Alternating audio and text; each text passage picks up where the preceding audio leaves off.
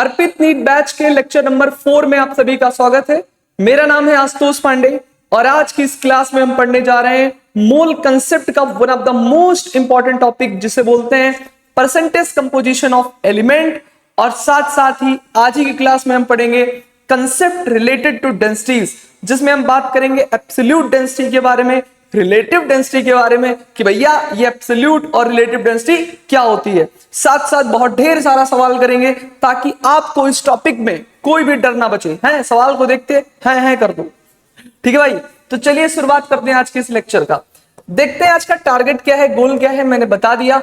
Percentage composition of element को पढ़ेंगे, concept related to densities को देखेंगे, ढेर सारा क्वेश्चन प्रैक्टिस करेंगे और उसके बाद तुम्हारा कॉन्फिडेंस पीक पे होगा भाई, पीक पे होगा। ठीक है, चलिए शुरुआत करते हैं। तो हमारा पहला टॉपिक क्या है, परसेंटेज कंपोजिशन।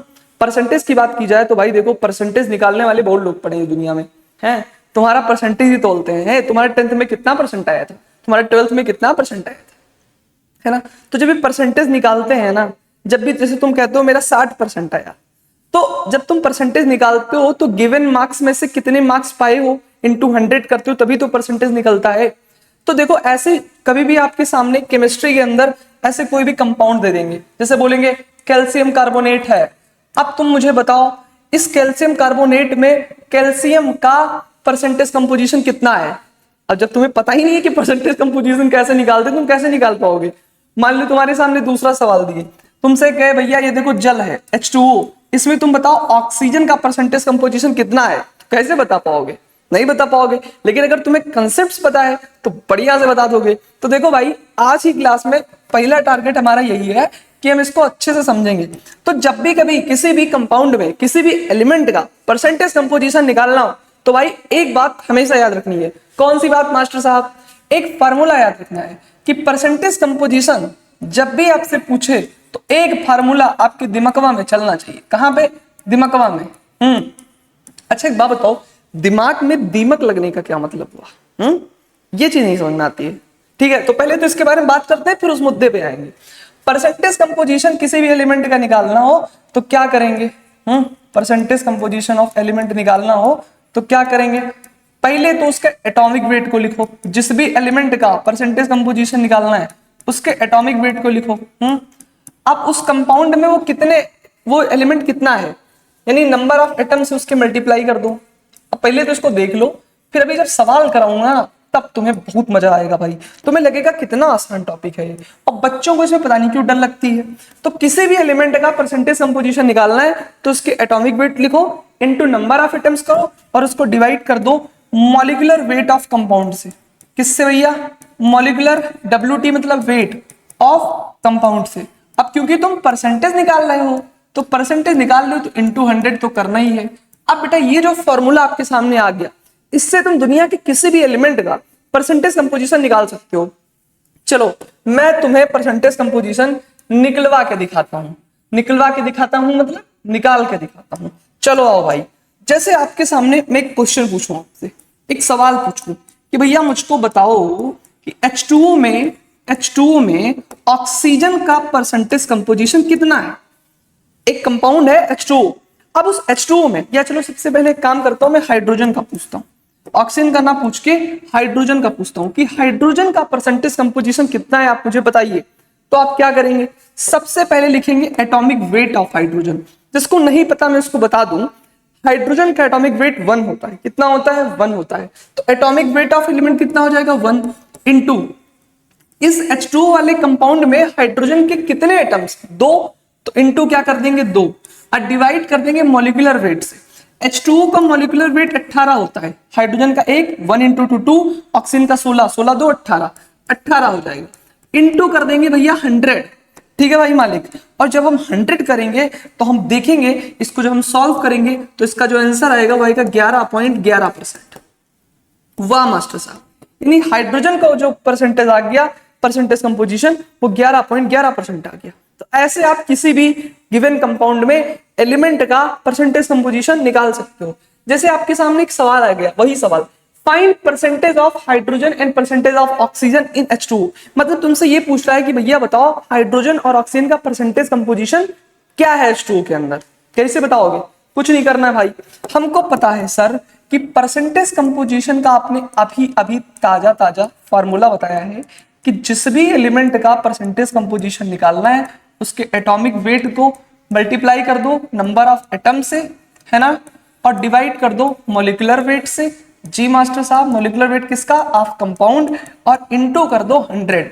अगर आप ये क्रियाक्रम करते हो, ये कांड करते हो, तो आपको किसी भी एलिमेंट का, इस दुनिया के किसी भी एलिमेंट का परसेंटेज कंपोजिशन मिल जाएगा। अब लेट सपोज हमें हाइड्रोजन का परसेंटेज कंपोजिशन निकालना है। अभी हमने निकाला एटॉमिक वेट 1 होता है, 2 एटम्स हैं इसके, मॉलिक्यूलर वेट 18 होता है, इंटू 100 करेंगे 11.11% आ जाएगा। दूसरा परसेंटेज ऑफ ऑक्सीजन निकालना है, तो atomic weight of oxygen, oxygen का एटॉमिक नंबर 8 होता है, इसका एटॉमिक वेट जस्ट 16 हो जाएगा। तो इसका एटॉमिक वेट कितना है? Sorry sorry sorry sorry sorry square. Percentage of oxygen कितना हो जाएगा भाई? एटॉमिक वेट कितना है? 16, number of atom 1, total molecular weight 18, multiply कर देंगे 100 से। जब इसको मास्टर साहब सॉल्व करेंगे तो इसका जो आंसर आएगा वो आएगा 88.89%। यस, सॉल्व करके आप चेक कर सकते हो कितना आएगा, 88.89%। यानी एक गिवन कंपाउंड में किसी भी एलिमेंट का अगर हमको परसेंटेज कंपोजिशन पूछे तो हम क्या बता ले जाएंगे। अब देखो ये जो परसेंटेज कंपोजिशन है हमको ये बताता है कि एक गिवन कंपाउंड में हाइड्रोजन कितना पार्टिसिपेट कर रहा है H2O को बनाने के लिए, ऑक्सीजन कितना पार्टिसिपेट कर रहा है H2O को बनाने के लिए, है ना। इसका परसेंटेज कंपोजिशन क्या है, किस प्रतिशत से मिलकर के कंपाउंड बना है, ये हमको बताता है परसेंटेज कंपोजिशन। चलो भाई एक सवाल और करते हैं। तुमसे पूछ रहा है calculate percentage of carbon hydrogen and oxygen in glucose. तुमसे कह रहे हैं बताओ कार्बन हाइड्रोजन ऑक्सीजन का परसेंटेज कंपोजिशन क्या होगा ग्लूकोज के अंदर। तो सबसे पहले देखो भाई हमसे किस किस कंपाउंड के अंदर परसेंटेज कंपोजिशन पूछा है, ग्लूकोज के अंदर। तो ग्लूकोज का फार्मूला क्या होता है? जो ग्लूकोज होता है उसका जो फार्मूला होता है बचपन से सबको पता है, ये होता है C6H12O6, है ना। ये बात तो सबको पता होगी ना भाई, इतना तो पता होगा ना जी, इतना पता होना चाहिए ये पता होना चाहिए, ठीक है भाई। हाँ, अब कैसे निकालते हैं परसेंटेज कंपोजिशन? मान लो आपसे कहा परसेंटेज ऑफ कार्बन बताओ, परसेंटेज ऑफ हाइड्रोजन बताओ, परसेंटेज कंपोजिशन ऑफ ऑक्सीजन बताओ। कुछ नहीं करना है, जिस भी एलिमेंट का परसेंटेज कंपोजिशन निकालना है उसके एटॉमिक वेट को लिखो।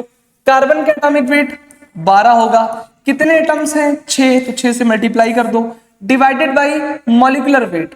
अब इसका जब मॉलिक्यूलर वेट निकालोगे तो कार्बन देखो C6H12O6 का आप मॉलिक्यूलर वेट निकालो। कार्बन का मास कितना होता है? 12, कितने हैं? 6। हाइड्रोजन का 1 इंटू 12, ऑक्सीजन का होता है 16 इंटू 6 96। आप इसको जोड़ोगे तो 180 आएगा। कितना आएगा? 180 ग्राम। तो आप सीधा सीधा याद रखना कि ग्लूकोज का जो मोलर मास होता है, मॉलिक्यूलर मास होता है, कितना होता है? 180 ग्राम। कुछ चीजें आपको याद होनी चाहिए भैया इजी कैलकुलेशन के लिए। तो यहाँ पे क्या हो जाएगा भैया? 180 हो जाएगा, 180 इंटू क्या कर देंगे? 100 कर देंगे। आप जब इसको सॉल्व करोगे तो मेरे हिसाब से इसका जो आंसर आना चाहिए वो आना चाहिए लगभग 40%। कितना आना चाहिए? 40%। देखो 0 से 0 कट जाएगा, 12 छक 72, 7200 बाई 180। इसको करके देख लेता हूं भाई, कैलकुलेटर यूज करो मास्टर। ठीक है भाई, कैलकुलेटर यूज करते हैं। 12 इंटू 6 डिवाइडेड बाई 180 इंटू 100, 40%। जी मास्टर साहब सही है। अब परसेंटेज ऑफ हाइड्रोजन निकालना है तो एटॉमिक वेट ऑफ हाइड्रोजन 1, कितने एटम है इसमें? 12 into 12, atomic weight of molecular weight of whole compound 180 into 100 कर देंगे। इसका परसेंटेज कंपोजिशन इसका निकालना है तो ऑक्सीजन का एटॉमिक वेट कितना होता है? 16, कितने एटम्स है ऑक्सीजन के? 6, डिवाइडेड बाई 180 इंटू 100, यहां से इसका परसेंटेज कंपोजिशन। तो कितना आसान है यार, किसी भी कंपाउंड में परसेंटेज कंपोजिशन निकालना कितना आसान है। दो मैं तुम्हें होमवर्क देता हूं, करके बताना। यस, करके बताना कितना होगा परसेंटेज कंपोजिशन, सॉल्व करना है मैथ से। तो भाई इतने आसान सवाल होते हैं। लेकिन देखो अब जब कभी भी नीट का पेपर बहुत आसान बनता है, सुनो नीट का पेपर बहुत आसान बनता है, जेईई मेंस का पेपर बहुत आसान बनता है, तो सीधा फार्मूला बेस्ड क्वेश्चन आते हैं। लेकिन मान लो जैसे इस बार नीट ने अपने लेवल को अप किया है ना, अपने लेवल को अप किया, जेईई मेंस अपने लेवल को मान लो कल को अप कर ले, तो कैसे सवाल पूछ सकता है इस टॉपिक पे, वो भी मैं लेकर के आया हूँ। अब मेरे हिसाब से ये सवाल जो है बहुत कंसेप्चुअल है, बहुत कंसेप्चुअल है। अगर मैं आपको थोड़ा टाइम दूं करने के लिए, है ना, चलो मैं 1 मिनट का टाइम देता हूं आपको। मैं टाइमर लगाता हूं और आपको 1 मिनट का समय देता हूं और 1 मिनट में इस क्वेश्चन को करके बताइए। ठीक है, मैं टेक्नोलॉजी का पूरा यूज करूंगा। What is technology? Technology is the way of representing your self. Yes, करिए भाई। 1 मिनट का समय, तब तक मैं आपसे गुफ्तगू कर लेता हूँ, बातचीत कर लेता हूँ, है ना। बातचीत करना बहुत जरूरी है। बातचीत करना बहुत जरूरी है। तो सबसे पहली चीज तो ये कि मैं आप सभी लोगों को बहुत बहुत थैंक यू बोलता हूँ, बहुत बहुत धन्यवाद करता हूँ कि आपने मुझे इतना प्यार, सम्मान, इज्जत और इतना भरोसा मेरे ऊपर दिखाया, है ना। जितना प्यार, सम्मान और भरोसा आपने मुझे दिया है, उसके लिए मैं आपको हाथ जोड़ के थैंक यू बोलता हूँ यार। तुम लोगों ने तो आग लगा दी है ना। तुम लोगों ने जिस तरीके से मुझे चाहा है, कोई नहीं चाहा। मैं सच बता रहा हूँ, कोई नहीं चाहा। मैं जिंदगी के हर पड़ाव में फेल हुआ, हर पड़ाव में, बट तुम लोगों के केस में जीत गया यार, जीत गया, है ना। वो एक म्यूचुअल कनेक्शन है, तुम्हारा तुम्हारा दोनों तरफ का कनेक्शन है। वी आर वर्किंग हार्ड, बहुत मेहनत कर रहे हैं यार। एक दिन अच्छा होगा, है ना। एक दिन अच्छा होगा, एक दिन अच्छा होगा। तुम लोगों ने जिस तरीके से मेरे से अटैचमेंट बना करके रखी, जिस तरीके से मेरी हर बातों को माना, मैंने आपको कुछ भी कहा कि ये करके आना है, आपने वो चीज करके दिखाई मुझको। अब इससे ज्यादा एक टीचर को क्या चाहिए यार, क्या चाहिए। वो जो रिस्पेक्ट आपने मुझे दी, उसके लिए आपका थैंक यू, थैंक यू यार, थैंक यू। और मैं तुम्हें एक चीज बोलूंगा, मैं तुम्हें एक चीज बोलूंगा कि लाइफ में कई बार ऐसा टाइम आएगा जब आप फेल होगे, गिरोगे और आपका साथ देने वाला कोई नहीं होगा। ऐसा समय जरूर आएगा। आप हमेशा सोचते हो ना कि मैं दूसरे को खुश रखूं, मैं किसी के साथ बुरा ना करूं, मैं सबके साथ अच्छा करूं, मैं सबके साथ अच्छा बन के रहूं। पर आपका जब बुरा समय आएगा ना, जब आपके ऊपर आपकी परिस्थितियां खराब होंगी, तो कोई भी व्यक्ति आपको संभालने नहीं आएगा, कोई भी व्यक्ति आपको बताने नहीं आएगा, कोई भी व्यक्ति आपकी मदद नहीं करेगा।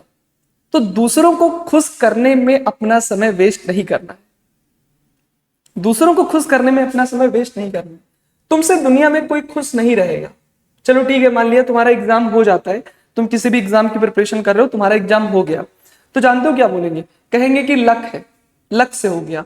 और अगर आपका एग्जाम में नहीं हुआ तो बोलेंगे पढ़ते ही नहीं थे। दोनों चीजें होती हैं। आपका किसी एग्जाम में सिलेक्शन हो गया, अरे भैया उनकी किस्मत बहुत अच्छी थी। देयर आर मैनी पीपल्स, कुछ ऐसे लोग होंगे जो कहेंगे हाँ भैया उस इंसान ने मेहनत किया था, और आपका नहीं हुआ तो पढ़ते ही नहीं थे। तो उससे घबराना नहीं है यार, अपने को हमेशा मेहनत करते रहना है। जीवन में तुम्हें हमेशा चुनौतियां मिलेंगी, 2-4 लोग तुम्हें हमेशा मिलेंगे ताने मारने के लिए, और वही तुम्हारे लिए मोटिवेशन का काम करेंगे। जैसे मुझे जीवन में बहुत ताने मिले, बहुत ताने मिले। मैं अपने आप को किसी दूसरे से क्यों कंपेयर करूं? मेरी जो परिस्थितियां हैं वो मुझे खुद पता है ना, मैं जिस सिचुएशन में हूं मुझे खुद पता है ना। मैं क्यों किसी दूसरे से अपने आप को कंपेयर करूं कि वो टीचर वहां पे पहुंच गया, मैं भी यहीं पे हूं। मैं लेट में स्टार्ट किया यार, मुझे किसी से क्यों कंपेयर करना? आपको जिससे कंपेयर करना है करो, आपका काम है। मैं अपने लाइफ में ठीक ठाक हूं यार, मुझे टेंशन नहीं है। ऐसा नहीं है कि मुझे अपने कैरियर की प्रॉब्लम है। जो हेटर्स है ना, जो इधर उधर ट्रोल करते हैं, भैया अपना काम करो। मुझे मुझे किसी चीज की जरूरत नहीं है। I am set in my life. मुझे पता है मुझे क्या करना है। मैं अगर कुछ भी नहीं करूंगा ना, यही काम करूंगा जो भी कर रहा हूं, मैं अगर यही करूंगा ना तो अपने लाइफ में अच्छा करूंगा, बहुत अच्छे से रहूंगा। और जितना एक अच्छा इंसान कमाता है ना, उससे कहीं ज्यादा मैं कमाऊंगा। और उतनी लव और रिस्पेक्ट जो आप मुझे देते हो, वो तो भाई उसके आगे तो कुछ है ही नहीं। मुझे क्यों क्या, मतलब तुम खाली हो, तुम्हें ये काम है कि तुम मुझे किसी और से कंपेयर करो। मेरे पास ये काम नहीं है। तुम देखो, आज भी मैं हंस के आया पढ़ा रहा हूं ना, आज भी मैं हंस के पढ़ा रहा हूं ना, तुम मुझे ट्रोल कर रहे हो। ये तुम्हारा काम है, मेरा कैरियर सेट है। मेरे पीछे मत पड़ो भाई, तुम अपना काम करो, ठीक है। मैं सेट हूं अपने लाइफ में, मेरे टेंशन मत लो। मेरे पास में अभी आज भी बहुत सारे ऑफर्स पड़े, मैं एक्सेप्ट कर लूंगा अच्छी खासी पैकेज। तू अपना देखो। चले आए ट्रोल करने के लिए, मैं आप लोगों को नहीं बोल रहा हूं, मतलब ऐसे बहुत सारे लोग हैं। ठीक, आओ। तो इंसुलिन कंटेन्स 3.4, टॉपिक पे आते हैं, टॉपिक पे आते हैं। Insulin contains 3.4% of sulphur. Find minimum molecular weight of insulin. हमें मिनिमम मॉलिक्यूलर वेट बताना है इंसुलिन का। ठीक है भाई, इस क्वेश्चन को कैसे करेंगे, हमको एक क्वेश्चन में बोला गया है। अच्छा, इसमें थोड़ी सी मैं आपको कंसेप्ट बताता हूँ, एक कंसेप्ट बताता हूँ। ये कंसेप्ट बहुत इंपॉर्टेंट है भैया। क्या कंसेप्ट है ये कंसेप्ट ये कहता है कि जैसे मान लो मैं आपसे कहूं एक चीज होती है परसेंटेज। जी मास्टर साहब, परसेंटेज को हिंदी में क्या बोलते हैं? परसेंटेज को प्रतिशत बोलते हैं। परसेंटेज को क्या बोलते हैं? प्रतिशत। प्रतिशत, ठीक। जैसे मैं आपसे बोलूं 10% का मतलब क्या है, तो परसेंटेज हटाऊंगा तो क्या कर दूंगा? पर 100%। प्रतिशत मतलब पर 100, तो 10% का मतलब 10/100। मैं आपसे कहूं 20%, तो 20% का मतलब 20/100। मैं आपसे कहूं 3.4%, तो इसका मतलब 3.4/100। यस, परसेंटेज को हटाएंगे तो 100 से डिवाइड करेंगे। मतलब जैसे मैं कहूं 10% पेन है, तो मतलब 10 पेन है 100 में, 20% पेंसिल है तो 20 पेन है 100 में, 3.4% सल्फर है तो 3.4 ग्राम सल्फर है 100 ग्राम में। ऐसे होता है चीजें, ठीक है, ठीक ठीक। तो ऐसे होता है, मतलब परसेंटेज हटाएंगे तो 100 आएगा। अब इस क्वेश्चन को आप कर सकते हो भाई, इसमें थोड़ा सा दिमाग लगेगा क्योंकि ये कंसेप्चुअल सवाल है ना। अच्छे क्वेश्चन बनेंगे तो ऐसे ही बनेंगे। मान लो आपके सामने कभी ऐसा सवाल आए कि इंसुलिन कंटेन्स 3.4% ऑफ सल्फर, इसका मतलब ये बता रहा है कि 3.4 ग्राम सल्फर इज प्रेजेंट इन, अब परसेंटेज हटाएंगे तो 100 आएगा, इन 100 ग्राम इंसुलिन। इसका मतलब ये है यार, परसेंटेज हटाओगे तो 100 ग्राम लगाओगे। इसका मतलब इंसुलिन कंटेन 3.4% ऑफ सल्फर, मतलब 3.4 ग्राम सल्फर प्रेजेंट है 100 ग्राम इंसुलिन में। इस लाइन का मतलब यही हुआ, इंसुलिन कंटेन 3.4% ऑफ सल्फर का मतलब है कि 3.4 ग्राम सल्फर जो है वो 100 ग्राम इंसुलिन में प्रेजेंट है। जी मास्टर साहब, अब हमसे क्या पूछा है? हमसे पूछा है find minimum molecular weight of insulin. तो बताओ इंसुलिन का मॉलिक्यूलर वेट कितना होगा? अब जब भी ऐसे सवाल आए कि glucose contains 6% of carbon, find minimum molecular weight, है ना, in glucose, find minimum molecular weight of glucose, ऐसे क्वेश्चन अगर आपके सामने आए, और ऐसे आते भी हैं, अच्छे सवाल है ये, तो आपको क्या करने हैं? आपको यहाँ पे कंसेप्ट लगाना है। आपको यहाँ पे कंसेप्ट लगाना है। क्या लगाना है? कि 3.4 ग्राम सल्फर और 100 ग्राम इंसुलिन में प्रेजेंट है। इन दोनों के मोल्स निकालो, तो इसके मोल्स कितने हो जाएंगे? गिवन मास 3.4 और सल्फर का मोलर मास कितना होता है? 32। ऐसे इंसुलिन का मोल्स निकालो, n of insulin, moles of insulin कितने हो जाएंगे? ये हो जाएंगे 100 गिवन मास, और हमें इसका मॉलिक्यूलर मास बताना है, यानी मॉलिक्यूलर वेट हमको बताना है। अब सुनिए, अब आप क्या करो, इसके मोल्स यानी सल्फर के मोल्स और इंसुलिन के मोल्स को बराबर कर दो। यही काम करना है। कंसेप्ट क्या है? Moles of sulphur equal two moles of insulin. भाई 3.4 ग्राम सल्फर प्रेजेंट है 100 ग्राम इंसुलिन में, तो यहां से सल्फर के मोल्स पता लग जाएंगे, गिवन मास अपन मोलर मास। 100 ग्राम इंसुलिन में है तो इंसुलिन के मोल्स पता लग जाएंगे 100 अपॉन मॉलिक्यूलर वेट। आपको क्या करना है? आपको इन दोनों के मोल्स को बराबर कर देना है। यही कंसेप्ट यही है कि इन दोनों के मोल्स को बराबर कर दो। तो ऐसे सवाल आपके पास में आए कि इतना परसेंट रिप्रेजेंट है ग्लूकोज में, find minimum molecular weight of glucose, है ना, ऐसा कुछ सवाल आए इतना परसेंट है और मिनिमम मॉलिक्यूलर वेट बताओ, तो आपको क्या करना है? आपको इन दोनों के मोल्स को बराबर कर देना है। तो 3.4 डिवाइडेड बाई 32 इक्वल टू इसके गिवन मास 100 और इसका मोलर मास हमको नहीं पता है, उसको x बोल देता हूं, यही बताना है। ये क्या है? मोलर मास तो ये, तो 3.4x इक्वल टू 100 इंटू 32, क्या हो जाएगा? 3200। तो x की वैल्यू कितनी हो जाएगी? 3200 डिवाइडेड बाई 3.4, पॉइंट हटेगा तो 10 और आएगा, तो कितना हो जाएगा? ये हो जाएगा 32,000।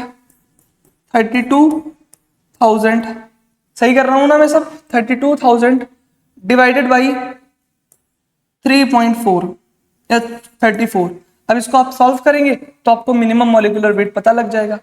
जैसे इसको मैं सॉल्व करूं, 32,000 डिवाइडेड बाई 34 कितना आएगा? 941.7।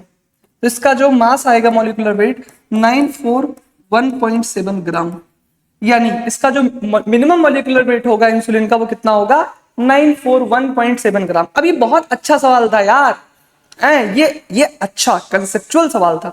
वैसे तो 90% केस में ऐसे सवाल आएंगे, आपको कुछ देगा और परसेंटेज कंपोजिशन पूछेगा, कुछ देगा परसेंटेज कंपोजिशन पूछेगा, ऐसे सवाल आएंगे। पर जब अच्छा क्वेश्चन बनाना होगा तो ऐसे बनेगा। एक सवाल और अच्छा है, ये जेईई एडवांस लेवल का है यार, इसको मैं जेईई एडवांस लेवल का सवाल बोलूंगा और इससे मैं आपको होमवर्क दे रहा हूं। आप एक बार हसल करो, प्रैक्टिस करो, है ना। लेक्चर को देखने के बाद देखो अर्पित नीट बैच क्यों वायरल है, क्यों अर्पित नीट बैच से बहुत बच्चे पढ़ रहे, अराउंड 100 बच्चे रोज क्लास करते हैं। क्यों? क्योंकि यहाँ पे वो लेवल का कंटेंट मिल रहा है जो शायद आपको पेड बैचेस में मिलते हैं। वो सारे कंटेंट आपको एब्सोल्युटली फ्री यूट्यूब पर हम दे रहे हैं। इस वजह से अर्पित नीट बैच वायरल चल रहा है। उनको पता है कि जेईई की प्रिपरेशन करनी तो भी वेस्ट है, नीट की करनी है तो भी वेस्ट है, तो ये बेस्ट चल रहा है, सब कुछ ठीक ठाक चल रहा है। तो भाई ये आपका होमवर्क है, ये आपको करके लाना है, होमवर्क है। और तुमसे नहीं होगा तो अगली क्लास में कमेंट करना, मैं डिस्कस करूंगा। कमेंट करना, देखो कमेंट किसी का नहीं आता, ये गलत बात है, कमेंट किया करो यार। आगे बढ़ते हैं। आज की सबसे इंपॉर्टेंट टॉपिक जिसे बोलते हैं डेंसिटी, डेंसिटी की शुरुआत करते हैं। डेंसिटी क्या होती है पहले इसको देखते हैं। बचपन से आप पढ़ते हुए आए हो कि डेंसिटी क्या होती है। डेंसिटी को बोला जाता है it is the mass per unit volume. इसको क्या बोलते हैं? इसको बोलते हैं मास पर यूनिट वॉल्यूम। तो डेंसिटी क्या होती है? It is the mass per unit volume. कितना मास कितने वॉल्यूम में है उसको उसकी क्या बोली जाती है? डेंसिटी बोली जाती है। कितना मास कितने वॉल्यूम में ऑक्यूपाई है वो उसकी क्या है? डेंसिटी है। अब पूरी केमिस्ट्री के अंदर या फिजिक्स के अंदर जिसमें भी आप बात करो डेंसिटी को रो से दिखाते हैं। तो इट इज रिप्रेजेंटेड बाई रो। इसको किससे रिप्रेजेंट किया जाता है भाई? इसको रो से रिप्रेजेंट किया जाता है। It is represented by rho. Rho मतलब ये वाला रो, रोने वाला रो नहीं रो रहे हैं, रोना नहीं। इट इज रिप्रेजेंटेड बाई रो। ठीक है भाई, बिल्कुल सही बात है। फिर उसके बाद में जो डेंसिटी होती है उसका फार्मूला क्या होता है, आइए इसको देखते हैं। तो अगर कभी आपसे कोई पूछे डेंसिटी क्या है, तो डेंसिटी का डेफिनेशन क्या बताया? It is the mass per unit volume. तो मास को वॉल्यूम से डिवाइड कर दो, ये होती है डेंसिटी। क्लास 6, 7, 8, 9 से पढ़ते हुए आ रहे हो, density is equal to mass upon volume. ठीक है सर। अब एक बात बताओ, यूनिट क्या होगी डेंसिटी की? एक नॉर्मल यूनिट की बात करेंगे। यूनिट ऑफ डेंसिटी क्या होनी चाहिए? चलिए मुझे बताइए आप।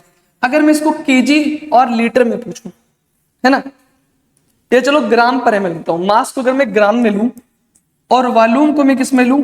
एमएल में लूं, तो डेंसिटी कितनी हो जाएगी? ग्राम पर एमएल। और अगर इसका मैं केजी में लूं, इसको लीटर में लूं, तो क्या हो जाएगी? केजी पर लीटर। तो ग्राम पर एमएल बोल दूं या मैं क्या कह सकता हूं? केजी पर लीटर। भाई अगर मैं मास को केजी में नापूं और वॉल्यूम को लीटर में, तो केजी पर लीटर हो जाएगा। तो यूनिट ऑफ डेंसिटी ग्राम पर एमएल भी हो सकती है ना। और या मैं चाहूं तो इसको अगर मैं मास को केजी में लूंगा और वॉल्यूम को लीटर में लूंगा, तो एक डेंसिटी इसकी हो जाएगी, एक और यूनिट हो जाएगी, अनदर यूनिट हो जाएगी केजी पर लीटर। तो both are the unit of density, है ना। ये हो सकती है डेंसिटी की यूनिट। अब बात करते हैं डेंसिटी के बारे में कुछ और। आपको इतनी बातें समझ में आ गई? जी सर समझ में आ गई। तो अब मैं आपको कुछ और चीज बताने वाला हूँ। क्या बताने वाले हो सर? मैं आपको बताने वाला हूँ कि डेंसिटी कितने तरीके की होती है। तो देखो, जो डेंसिटी होती है वो दो तरीके की होती है। कितने तरीके की होती है? दो तरीके की होती है। कौन कौन सी डेंसिटी होती है उसको देखते हैं। तो अगर मैं बात करूं डेंसिटी की, तो डेंसिटी दो तरीके की होती है। जी मास्टर साहब, कौन कौन बताने वाले हैं मास्टर साहब? ठीक, अब देखो भाई, एक होती है आपकी रिलेटिव डेंसिटी। कैसी डेंसिटी होती है? रिलेटिव डेंसिटी होती है। और एक होती है आपकी एब्सोल्यूट डेंसिटी। तो एक होती है आपकी एब्सोल्यूट डेंसिटी, है ना, और एक होती है आपकी रिलेटिव डेंसिटी। तो पहले हम देखेंगे एब्सोल्यूट डेंसिटी को, उसके बाद में किसको देखेंगे? उसके बाद में हम देखेंगे रिलेटिव डेंसिटी को। किसको देखेंगे? रिलेटिव डेंसिटी को। पहले एब्सोल्यूट को देखना है, फिर किसको देखना है? रिलेटिव डेंसिटी को देखना है। पहले एब्सोल्यूट को, फिर रिलेटिव को। अब ये एब्सोल्यूट डेंसिटी क्या होती है, आओ देखते हैं। जैसे अगर मैं नॉर्मल आपसे पूछूं कि मुझे बताओ आप, हैं मुझे बताओ एब्सोल्यूट डेंसिटी क्या होगी, तो आप ऐसे मत बताना। आपको सिर्फ इतना पता होना चाहिए डेंसिटी होती है रो, और इसका मतलब होता है mass per unit volume. It is the mass per unit volume. पर डेंसिटी भी दो होती है, एक एब्सोल्यूट डेंसिटी होती है और एक रिलेटिव डेंसिटी होती है। ठीक है भाई। अब देखो, पहले हम इन दोनों को समझेंगे, एब्सोल्यूट को भी समझेंगे और रिलेटिव को भी समझेंगे, पर हम केस वाइज समझेंगे। पहले हम सॉलिड और लिक्विड का एब्सोल्यूट और रिलेटिव डेंसिटी पूछेंगे, फिर हम केस 2 पढ़ेंगे जिसमें हम गैसेस का एब्सोल्यूट और रिलेटिव डेंसिटी पढ़ेंगे। तो केस 1 को डिस्कस करते हैं। केस 1 अगर मान लो आपसे सॉलिड या लिक्विड है और उसकी आपको एब्सोल्यूट डेंसिटी पूछेगा तो उसको निकालने का तरीका अलग है, और अगर आपको रिलेटिव डेंसिटी गिवन है तो गैसेस का या एब्सोल्यूट डेंसिटी गैसेस की निकालने हैं तो उसके तरीके अलग हैं। तो पहले हम case 1 for solid and liquid, अभी हम सॉलिड और लिक्विड के लिए एब्सोल्यूट और रिलेटिव डेंसिटी पढ़ रहे हैं। तो देखो, अगर सॉलिड और लिक्विड के लिए आपको एब्सोल्यूट डेंसिटी निकालनी है, कौन सी डेंसिटी निकालनी है? Absolute density. तो उसका एक फार्मूला आपको हमेशा याद रखना है। एब्सोल्यूट डेंसिटी को हम लोग एडी बोलते हैं। कौन डी? AD, OD, AD. हाँ, तो एब्सोल्यूट डेंसिटी का सॉलिड और लिक्विड के केस में जो फॉर्मूला होगा वो होगा मास पर यूनिट वॉल्यूम। जो आपने पढ़ा है वो एक्चुअली में एब्सोल्यूट डेंसिटी है, लेकिन उसको कहां पे लगाना है? जब आपको सॉलिड और लिक्विड में पूछे एब्सोल्यूट डेंसिटी, तब आपको ये फॉर्मूला लगाना है। ठीक है, किस में पूछे? सॉलिड और लिक्विड में। जी मास्टर साहब, आपकी बात हमको समझ में आ गई है। ठीक, पर आपसे मान लो कहे कि हमको रिलेटिव डेंसिटी बताओ। क्या बताओ? रिलेटिव डेंसिटी बताओ सॉलिड और लिक्विड की।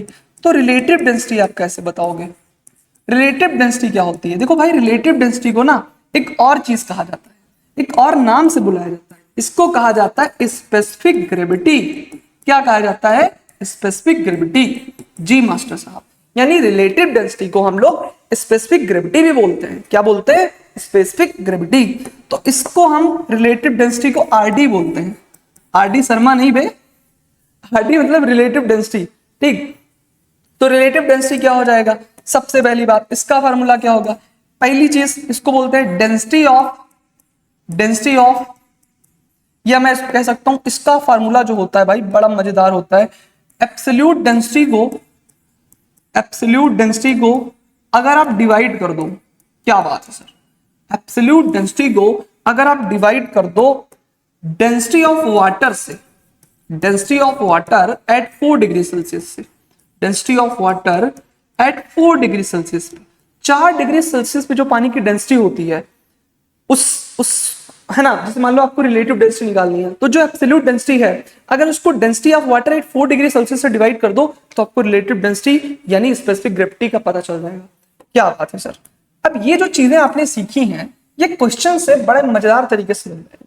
जब आप क्वेश्चन करोगे ना तो आपको ज्यादा फील आएगा। आपकी जानकारी के लिए बता दूं कि जो density of water at 4 degree Celsius होती है, density of water at 4 degree Celsius होती है, वो कितनी होती है आपको पता है? ये होती है 1 ग्राम पर ml, है ना। अब याद रखना, इसमें जो हमें करना है मास पर यूनिट वॉल्यूम को, तो ज्यादातर केसेस में मास को हम ग्राम में लेंगे और वॉल्यूम को ml में लेंगे, तो ग्राम पर ml में निकालेंगे।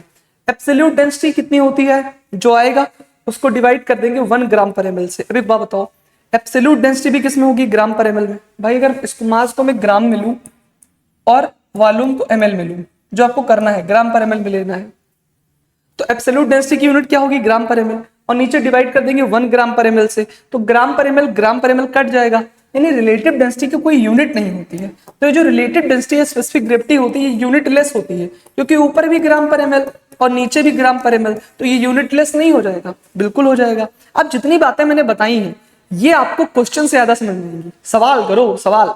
हाँ, तो सवाल करते हैं भाई, आगे क्वेश्चन करते हैं। Find density of 10 gram HNO3 in 50 ml solution. 50 ml solution में तुम्हें बताना है 10 ग्राम HNO3 प्रेजेंट है, तो उसकी डेंसिटी कितनी होगी? डेंसिटी तुमसे पूछा है। अब देखो सवाल में जब तुमसे केवल डेंसिटी पूछे तो तुम्हें क्या निकालना है? तुम्हें लगाना है एब्सोल्यूट डेंसिटी। कौन सी डेंसिटी? एब्सोल्यूट डेंसिटी निकालनी है। जब तुमसे केवल डेंसिटी पूछे तो तुम उसका मतलब एब्सोल्यूट डेंसिटी पूछना। ठीक है भाई। अब एब्सोल्यूट डेंसिटी क्या होता है? ये होता है सर मास पर यूनिट वॉल्यूम। जी मास्टर साहब। अब देखो 10 ग्राम HNO3 प्रेजेंट है 50 ml सोल्यूशन में, यानी मास को ग्राम में लिया है 10 और वॉल्यूम किसमें है 50, तो 10/50 करेंगे तो कितना हो जाएगा भाई? ये हो जाएगा 1/5। 1/5 मतलब 0.2 ग्राम पर ml। होगा कि नहीं होगा? जी मास्टर साहब। तो इसकी क्या आ गई? ये तो इसकी एब्सोल्यूट डेंसिटी है ना, एब्सोल्यूट डेंसिटी आ गई 0.2 ग्राम पर ml। याद रखना इस फॉर्मूले में मास को ग्राम में लेने की कोशिश करना, वॉल्यूम को ml में लेने की कोशिश करना। तो एब्सोल्यूट डेंसिटी कितनी आ गई यहाँ पे 0.2 ग्राम पर ml। अगला सवाल ये रहा आपके कंप्यूटर स्क्रीन पे, फाइंड स्पेसिफिक ग्रेविटी। अब जब भी कभी आपसे स्पेसिफिक ग्रेविटी बोले तो स्पेसिफिक ग्रेविटी का साफ साफ मतलब है आपसे कह रहा है आरडी निकालो, रिलेटिव डेंसिटी निकालो। आप 40 gram urea in 100 ml solution, तो भैया आरडी क्या होती है, जो रिलेटिव डेंसिटी होती है उसका फार्मूला होता है एब्सोल्यूट डेंसिटी यानी AD divided by density of water at 1 degree Celsius, at 1 degree Celsius, यही तो होता है जी मास्टर साहब। तो भैया एब्सोल्यूट डेंसिटी कितनी गिवन है, एब्सोल्यूट डेंसिटी कैसे निकालेंगे, 40 ग्राम यूरिया है 100 ml सोल्यूशन में, तो इसकी एब्सोल्यूट डेंसिटी काम करते निकाल लेते हैं। जो इसकी एब्सोल्यूट डेंसिटी हो जाएगी होती है given mass upon molar mass. Given मास है 40, सॉरी एब्सोल्यूट डेंसिटी क्या होती है मास पर यूनिट वॉल्यूम, तो गिवन मास कितना है 40 ग्राम, तो मास हो जाएगा 40 ग्राम। वॉल्यूम कितना है 100, कट जाएगा 2/5 आएगा, कितना आएगा 2/5, तो ये एब्सोल्यूट डेंसिटी आ गई 2/5 और यूनिट क्या होगी ग्राम पर ml, तो ये आ गया भाई 2/5 ग्राम पर ml। अब इसको डिवाइड कर देंगे density of water at 1 degree Celsius, ये कितना होता है, ये तो होता है 1 ग्राम पर ml। तो जब इसको हम सॉल्व करेंगे तो 1 ग्राम पर ml करेंगे, जब 1 ग्राम पर ml से डिवाइड करेंगे तो भैया ग्राम पर ml तो कट जाएगा, 2/5 है, तो इसकी जो आरडी हो जाएगी रिलेटिव डेंसिटी वो कितनी आ जाएगी, वो आ जाएगी 2/5। इसकी कोई यूनिट नहीं होगी, इसकी कोई यूनिट नहीं होगी। तो आपको एक चीज समझ में आ रहा है, आंसर दोनों का सेम है, इसका भी 2/5 है, इसका भी 2/5 है, पर इसमें यूनिट है ग्राम पर ml, पर इसमें कोई यूनिट नहीं है। तो अगर आपको सीधा, अगर आपको एब्सोल्यूट डेंसिटी पता है रिलेटिव बतानी है तो उसकी यूनिट हटा दो, क्योंकि वैसे भी नीचे 1 से डिवाइड कर रहे हो ना, तो आंसर तो सेम ही आएगा, पर ग्राम पर ml कट जाएगा आरडी में, दैट्स इट, है ना। तो ऐसे क्वेश्चन होते हैं। मान लो आपके सामने गैसेस का केस आया, अब ये तो हमने सॉलिड और लिक्विड के केसेस में पढ़ा कि भैया कैसे एब्सोल्यूट और रिलेटिव डेंसिटी निकालते हैं। मान लो आपसे पूछे कि गैसेस की एब्सोल्यूट और रिलेटिव डेंसिटी बताओ, तो इसके लिए एक अलग फार्मूला है। देखो भाई, जब भी कभी आपको गैसेस की एब्सोल्यूट और रिलेटिव डेंसिटी निकालनी होगी तो आपको पता होना चाहिए कि एब्सोल्यूट डेंसिटी जो गैसेस की होती है उसका फॉर्मूला होता है PM/RT। तो आपसे कोई कहे एब्सोल्यूट डेंसिटी ऑफ गैसेस, तो आप एक फॉर्मूला लर्न करके रखना, absolute density of gases is equal to PM/RT। अब ये आया कैसे, है ना, वैसे तो जानना नहीं चाहिए, गैसेस वाले चैप्टर में पहले हम लोग पढ़ाते थे, पर तुम्हें चुल है तो बता देता हूं। चलो भाई, एक आपने फॉर्मूला पढ़ा होगा आइडियल गैस इक्वेशन का, जो होता है PV इक्वल टू nRT। जी मास्टर साहब होता है, अगर आपको याद हो, अगर तुम्हें याद हो तो PV इक्वल टू मोल्स क्या होता है, given mass upon molar mass. जी सर, यानी weight upon molar mass, given mass को W बोल दिया, मोलर मास को M बोल दिया, RT हो गया। जी सर, एक बात बताओ, अगर मैं इस मोलर मास को यहां भेज दूं और इस वॉल्यूम को यहां भेज दूं तो क्या होगा, यहां हो जाएगा PM, भाई ये चला जाएगा इधर, तो PM इक्वल टू W/V/RT। एक बात बताओ, मास अपॉन वॉल्यूम क्या होता है सर, ये तो डेंसिटी होता है, तो क्या हो जाएगा PM इक्वल टू DRT होगा। जी सर, ये तो होगा। अब मैं तुमसे पूछूं D बराबर क्या होगा, तो हो जाएगा PM/RT, होगा कि नहीं होगा। तो ये जो डेंसिटी है इसी को एब्सोल्यूट डेंसिटी बोला जाता है, ये होती है PM/RT। कुछ नहीं, PV इक्वल टू nRT किया, PV मोल्स को लिख सकता हूँ गिवन मास अपॉन मोलर मास, तो वेट अपॉन मोलर मास हो गया, M को इधर भेज दिया, V को इधर भेज दिया, तो वेट अपॉन वॉल्यूम डेंसिटी बन गया, तो PM equal to DRT, D equal to PM/RT। याद नहीं करना है भाई, नो याद, इसको याद करना ही नहीं है, भूल जाओ इसको, सीधा याद रखो, गैसेस के केस में एब्सोल्यूट डेंसिटी PM/RT होती है। कितनी होती है, PM/RT। अब सुनो, इसमें जो प्रेशर होता है, P का मतलब होता है प्रेशर, इस फार्मूले में जो P है वो किसको बता रहा है, प्रेशर को बता रहा है, और इस प्रेशर को हमेशा ATM में लेना है। किसमें, ATM में। प्रेशर की यूनिट बहुत होती है, बार होती है, MPa होती है, टॉर होती है, पास्कल होती है, बहुत यूनिट होती है। हमें किस में लेना है, हमें ATM में लेना है। M मतलब क्या होता है, M मतलब है मोलर मास, जिस भी गैस की आप डेंसिटी निकाल रहे हो उसका मोलर मास। R क्या होती है, R को बोलते हैं यूनिवर्सल गैस कांस्टेंट। क्या बोलते हैं भाई, इसको कहते हैं यूनिवर्सल गैस कांस्टेंट, है ना, ये होता है R, कैपिटल R। इसकी जो वैल्यू होती है 0.0821 ATM लीटर मोल केल्विन। अब ये इसकी जो यूनिट हुई कैसे आई मैं आपको थोड़ी देर में बताता हूं, फिलहाल आप याद रखना। अब जब भी कभी आपको एब्सोल्यूट डेंसिटी निकालनी है तो R की यही वैल्यू रखनी है, लेकिन इससे कैलकुलेशन बहुत गंदी हो जाती है, तो शॉर्टकट बताता हूं, आप 0.0821 की जगह पे 1/12 को रख लेना, आपकी कैलकुलेशन बहुत आसान हो जाएगी। 1/12 रखोगे, बहुत आसान कैलकुलेशन हो जाएगी, मजा आ जाएगा तुम्हें। ठीक है भाई। और जो टेम्परेचर होता है, टी मतलब टेम्परेचर, ये जो टेम्परेचर है ना, इसको हमेशा केल्विन में रखना है। किस में रखना है? केल्विन में। के फॉर केल्विन। अब जिसको नहीं आता है डिग्री सेल्सियस से केल्विन में जाना, तो डिग्री सेल्सियस में अगर 273 जोड़ दो तो आपको केल्विन में वैल्यू मिल जाएगी। अब ये सब सवाल से सीखेंगे, क्वेश्चन कराऊंगा तो सिखाऊंगा।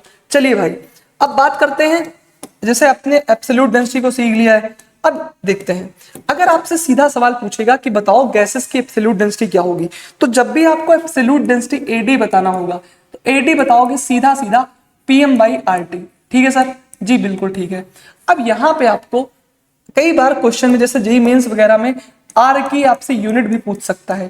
जेईई मेंस हो गया, नीट हो गया, अब तो नीट का भी लेवल वैसे ही हो रहा है, आपसे पूछेगा unit of R, unit of universal gas constant. हमें बताओ unit of universal gas constant, universal gas constant की यूनिट क्या होगी? तो आपको मान लो नहीं याद है, जैसे मुझे तो याद है एटीएम लीटर मोल केल्विन, लेकिन मान लो आपको नहीं याद है। देखो आंखों में कितनी दिक्कत होती है यार, आंखों में कितनी दिक्कत होती है आजकल टेक्नोलॉजी की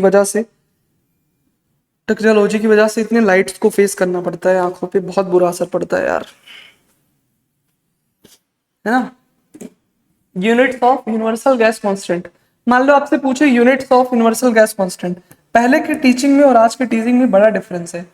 आजकल के टीचर्स को भाई, जैसे हम लोगों को क्या होता है, 24 घंटे लाइट्स के सामने, मतलब 24 घंटे नहीं, लेकिन जब भी स्टूडियो में रहते हैं तो इतनी लाइट्स लगी होती है, सारी आंखों पे पड़ती हैं, इतना ज्यादा डेंस रहता है, आंख से आंसू निकलने लगे यार। हम्म।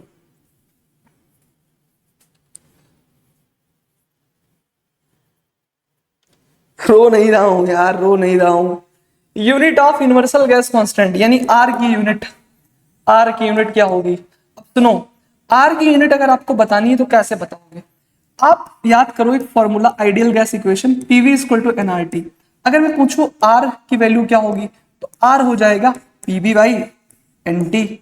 अब सुनो, प्रेशर को किस में रखते हैं? अभी मैंने बताया, प्रेशर को रखो एटीएम में, वॉल्यूम को रखो किसमें? लीटर में, मोल्स को, एन मतलब नंबर ऑफ मोल्स, तो एन मतलब मोल हो गया, और टेम्परेचर को रखो केल्विन में, तो क्या यूनिट आएगी? ATM litre mole kelvin. तो यहाँ की जो आर की यूनिट आती है वो क्या आती है? ATM litre mole kelvin. तो ये बात याद रखनी है। आर की वैल्यू कितनी होती है? 0.0821 HM litre mole kelvin. Easy calculation के लिए 1/12 याद करके चलना है। आगे बढ़ते हैं भाई, अब बात करते हैं रिलेटिव डेंसिटी की। जैसे आपने एब्सोल्यूट डेंसिटी तो सीख लिया गैसेस का, पर आपको रिलेटिव डेंसिटी भी तो पता होनी चाहिए। रिलेटिव डेंसिटी को आरडी बोलते हैं। क्या बोलते हैं? आरडी, है ना। या इसको हम स्पेसिफिक ग्रेविटी भी बोलेंगे। क्या बोलेंगे? Specific gravity. अभी जो रिलेटिव डेंसिटी होती है, ये जो आरडी होती है या जो स्पेसिफिक ग्रेविटी होती है, क्या होती है? ये हमको बताती है, it is the density of gas, it is the density of a gas with respect to other gas, with respect to other gas, density of gas with respect to other gas। एक gas की density दूसरे gas की density के respect में क्या होगी, इसी को बोलते हैं रिलेटिव डेंसिटी। ठीक है, या इसको कहा जाता है स्पेसिफिक ग्रेविटी। अब ये जो density of one gas divided by density of other gas, ये किस डेंसिटी की बात करें? एब्सोल्यूट डेंसिटी की। यानी अगर हम आरडी निकालना चाहते हैं, आरडी निकालना चाहते हैं रिलेटिव डेंसिटी, तो absolute density of one gas को डिवाइड कर दे absolute density of second gas से, तो हमको रिलेटिव डेंसिटी मिल जाएगी। भाई डेंसिटी बोले तो एब्सोल्यूट डेंसिटी समझना है। तो density of one gas with respect to other gas का क्या मतलब है? Absolute density of one gas divided by absolute density of other gas. अभी तुमने पढ़ा है किसी भी गैस की जो एब्सोल्यूट डेंसिटी होती है PM/RT। अब सुनो, यहाँ पे एक लाइन और है, at constant temperature and pressure, density of one gas with respect to other gas at constant temperature and pressure. एक कांस्टेंट टेम्परेचर और प्रेशर पे, तो ये लाइन जरूर ऐड करना, नहीं तो डेफिनेशन गलत हो जाएगी, है ना। अब तुम एक बात बताओ, absolute density of one gas कितनी होगी किसी भी गैस की? ये हो जाएगी PM/RT। Absolute density of other gas कितनी हो जाएगी, ये भी होगी PM/RT। तो क्या करेंगे, अगर हमको रिलेटिव डेंसिटी निकालनी है तो हमें PM/RT डिवाइड बाई PM/RT, यानी absolute density of one gas PM/RT, दूसरी गैस की भी PM/RT। अब सुनो, इसमें प्रेशर और टेम्परेचर तो सेम है, कांस्टेंट ना करके यहाँ पे सेम कर लो यार, सॉरी भाई बुरा मत मानना। सेम मतलब सेम है, कांस्टेंट है मतलब सेम है, at same temperature and pressure. तो एक बात बताओ, ये जो टेम्परेचर है ये तो सेम है, तो टेम्परेचर TT कट जाएगा, ये जो प्रेशर है ये भी सेम है, तो PP कट जाएगा, और R तो कांस्टेंट होता है, तो जो R यहाँ वो R यहाँ, ये भी कट जाएगा। अब यहाँ पे बचेगा M, यहाँ भी बचेगा M। तो ये पहली वाली गैस है तो इसको M1 बोल देता हूँ, दूसरी वाली गैस है इसको M2 बोल देता हूँ। तो जो रिलेटिव डेंसिटी का फाइनल फार्मूला आया भाई, PP कट जाएगा क्योंकि प्रेशर सेम है, TT कट जाएगा टेम्परेचर सेम है, RR कट जाएगा क्योंकि ये भी सेम है। तो पहली वाली गैस का मोलर मास कुछ अलग होगा तो उसको M1 बोल दिया, दूसरी वाली गैस का मोलर मास M2 होगा।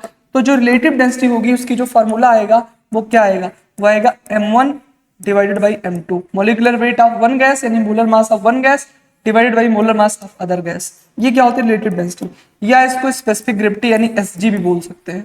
अब सुनो, क्या इसकी कोई यूनिट है, कोई यूनिट नहीं है, भी यूनिटलेस है। ठीक है, आगे बढ़ते हैं। अब एक चीज होती है जिसको बोलते हैं वेपर डेंसिटी। केमिस्ट्री के अंदर वेपर डेंसिटी को VD बोलते हैं। VD क्या होती है, ये हमको बताती है ये क्या होती है। It is the density of one gas, it is the density of one gas, density of one gas with respect to density of hydrogen gas, density of hydrogen gas। अब इसमें कुछ नहीं है, सब कुछ सेम है ना, सब कुछ सेम है। तो डेंसिटी ऑफ कौन सी गैस है, हाइड्रोजन गैस, एट कांस्टेंट या at same temperature and pressure, at same temperature and pressure. Same temperature और प्रेशर पे हाइड्रोजन की डेंसिटी के साथ अगर किसी डेंसिटी को रिलेट किया जाए तो वहां पे वेपर डेंसिटी मिलेगी। यानी वेपर डेंसिटी अगर हमको निकालनी है, VD निकालनी है, तो VD क्या हो जाएगा, डेंसिटी ऑफ गैस यानी एब्सोल्यूट डेंसिटी ऑफ, जिस भी गैस की एब्सोल्यूट VD निकालनी है तो उसकी एब्सोल्यूट डेंसिटी डिवाइडेड बाई क्या, एब्सोल्यूट डेंसिटी ऑफ जिस भी गैस का निकालना है उसको X, absolute density of hydrogen gas. इसको जब सॉल्व करेंगे ना तो वही आएगा, फाइनली जो आएगा ना वो यही आएगा, molecular weight of one divided by molecular weight of two. चाहे सॉल्व करके देख लो, यही आएगा यही। ठीक है, अब सुनो, अब हमको पता है ना कि यहाँ पे molecular weight of hydrogen gas होगी ना, यहाँ पे जिसका मोलिकुलर वेट, जिसका VD निकालना है उसका यानी X वाले का, और यहाँ पे हाइड्रोजन गैस। मैं क्या कहना चाहता हूँ फिर से सुनो, सुनिए मालिक सुनिए। VD क्या होती है, वेपर डेंसिटी क्या होती है, density of one gas with respect to density of hydrogen gas. आप क्या करोगे जब इसकी VD निकालोगे, फाइनली ये वेपर डेंसिटी कुछ अलग नहीं है, ये रिलेटिव डेंसिटी है। पर जानते हो क्या है, यहाँ पे हमने क्या किया है, जो वेपर डेंसिटी है वहां पे हमने, जैसे आपने पढ़ा है रिलेटिव डेंसिटी क्या होता है, आपने पढ़ा रिलेटिव डेंसिटी होता है M1 बाई M2 पढ़ा, यानी molecular weight of one divided by molecular weight of two. अब यहाँ पे density of one gas with respect to other gas. अब ये यहाँ पे जो सेकंड गैस है वो फिक्स है, वो हाइड्रोजन है। तो भाई हाइड्रोजन का जो VD हो जाएगा वो क्या हो जाएगा, हमको पता है M1, इसका जो मोलिकुलर मास होता है वो तो 2 होता है ना, तो VD का फॉर्मूला क्या हो जाएगा, M डिवाइडेड बाई 2। अब हमें कैसे पता दो, भाई हाइड्रोजन गैस की मोलिकुलर मास तो हमें पता है ना कि 2 होता है, तो ये जो VD है वेपर डेंसिटी है, रिलेटिव डेंसिटी है, बस इसको हाइड्रोजन गैस के कंपेयर में करते हैं तो इसका मोलिकुलर वेट पता हो जाता है, वो 2 होता है। तो इसी वजह से वेपर डेंसिटी का जो फॉर्मूला होता है वो होता है molecular mass divide by 2, VD equal to M/2। चलो आओ भाई, अब ये आया रिलेटिव डेंसिटी से, ये find density of SO2 at 2 atm and 480 kelvin. 2 atm और 480 केल्विन में बताओ डेंसिटी ऑफ SO2 गैस। अब जब भी तुमसे डेंसिटी ऑफ SO2 पूछे एट 2 atm एंड 480 केल्विन, कैसे बताओगे भाई, एब्सोल्यूट डेंसिटी निकालो आप इसकी। कैसे निकालोगे, क्या हो जाएगा, PM/RT, PM/RT। ठीक है सर, कुछ नहीं करना है, 2 atm प्रेशर दिया है तो इसको atm में लिख लेना है 2। इसका मोलर मास कितना हो जाएगा SO2 का, भाई SO2 का मोलर मास निकालो, S का हो जाएगा 32, सल्फर का 32, ऑक्सीजन का 16 दूना 32 यानी 64, 32 64, तो इसका हो जाएगा 64 डिवाइडेड बाई R की वैल्यू कितनी लेनी है 1/12। टेम्परेचर कितना है भाई 480। आप जब इसको सॉल्व करोगे तो आपको एब्सोल्यूट डेंसिटी मिल जाएगी। बहुत आसान होता है, ऐसे क्वेश्चन आपके एग्जाम में आएंगे। भाई मान लो आपसे पूछे find relative density of SO2 with respect to CH4 at same temperature and pressure. एक काम करते हैं, find relative density of SO2 with respect to CH4 at same temperature and pressure.